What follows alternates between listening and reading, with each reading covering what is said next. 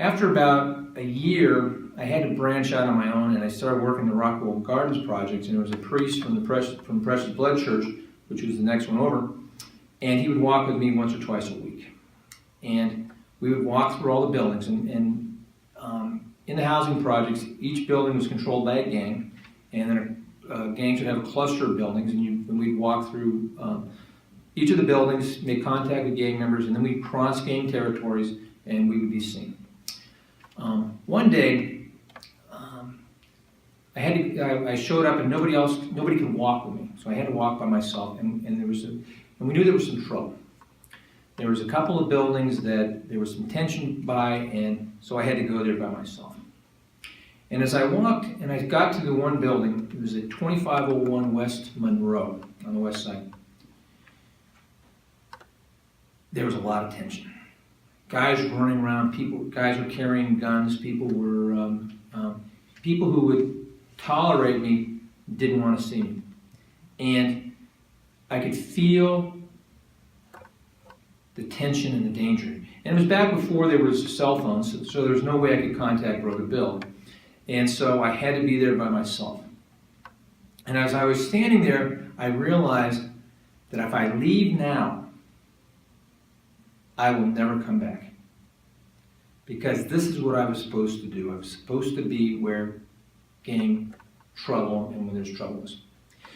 So I would stand there, and I stood there on the corner of Campbell and Monroe, and I felt totally alone. And while I was there was this one car that would circle the building, and they had the two toughest looking gang members that you'd ever want to see. And the one guy on the passenger side would just stare me down every time he drove by. So I stood there for, I don't know, a couple hours. And then I noticed that the atmosphere seemed to change. The tensions seemed to go away, that things were different. And I started thinking, well, I wonder what's going on at the other building. So I was at a five-story building, and I decided that I was going to walk over to the disciple building that was where the tension was. And as I started walking in that direction, a car door opened, and the guy who'd been circling me got out of the car, and he looked at me. And he walked up to me, and he started talking to me. And then when we finished talking, we went to shake hands. And one of the things that's interesting is gang members treat everybody differently. So Brother Bill, they would always teach him the gang handshakes and stuff like that, but they'd never teach me the gang handshakes. So as I'm leaving, this guy's teaching me this gang handshake, and then he finishes up. He goes like this, and this is like a pitchfork, and a pitchfork is a disciple symbol. And I pulled my hand back, and I said, "Well, that's a disciple's." And he said, "Well, it is, but when you point it down, it's a sign of disrespect." And I said, "Oh, well, I can't do that part of the handshake because I got friends who are disciples." And so I walked around to the disciple building, and it was just calm. There was nothing there, and I felt, wow, I am really exhausted. So I went home.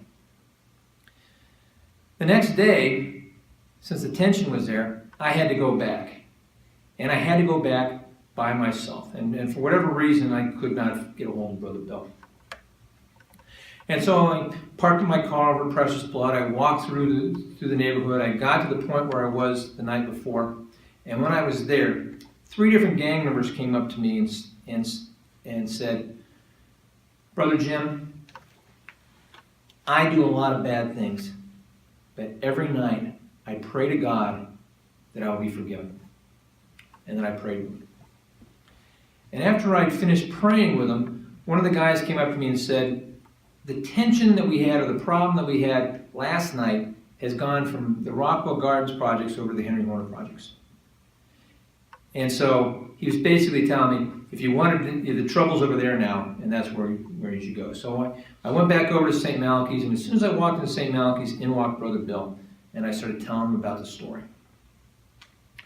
So Bill and I decided to walk to the Henry Horner projects, and when we walked through the disciple area of the Henry Horners, you could feel the tension. And then we crossed in the area of the vice lord, you could feel even more tension. And nobody was out, and everybody was in the buildings, and there was this one building where there was a guy standing there. And he was, a lot of times when guys are in prison, they bulk up by lifting weights. And he looked like he'd just gotten out of prison. He was big and strong. And so, being me and Brother Bill, that's who we walked towards. We started walking towards him, and as we got about 15 feet from the building, he bounded down the steps, walked up to me and said, "You were in Rockwell Gardens last night, weren't you?"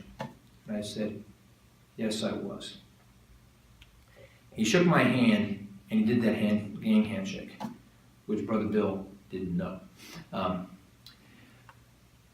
And I realized that, and as soon as we did that, everybody started coming out of the building. The tension seemed to break, and whatever happened between the vice lords and disciples found peace at that point. And when we went back through, the whole neighborhood seemed to change.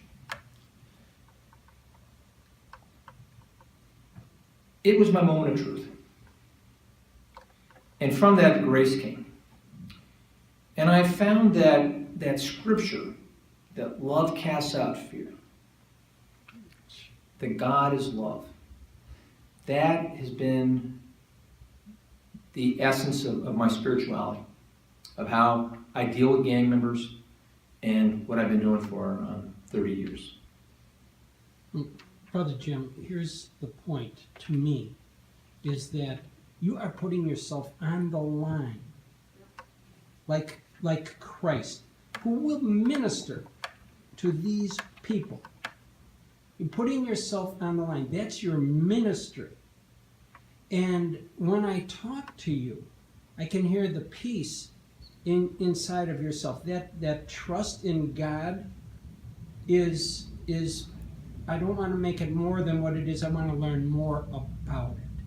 So can you go back to that time when you were, you knew if you didn't come back, you'd never come back.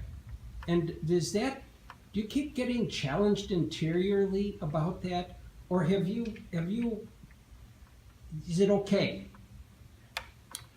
I've been challenged a number of times, and I get challenged all the time.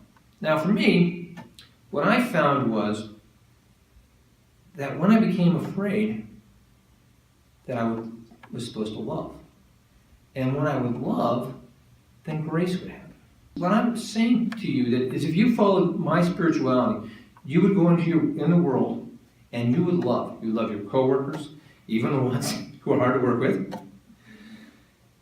You would trust in God that by doing what you're supposed to do, and by loving, that God, you're witnessing, you're light in the world. Forgive everyone everything. In all our years, we have never broken a relationship. And then, when there's fear, we love, and love casts out fear. And so I've been doing this. I've been doing this for 30 years. Boundaries have to be established. It's not, it's not like. And again, when you're a servant of the poor, they will treat you as a servant. And it's not always fun. You get disrespected sometimes, but you still love. And grace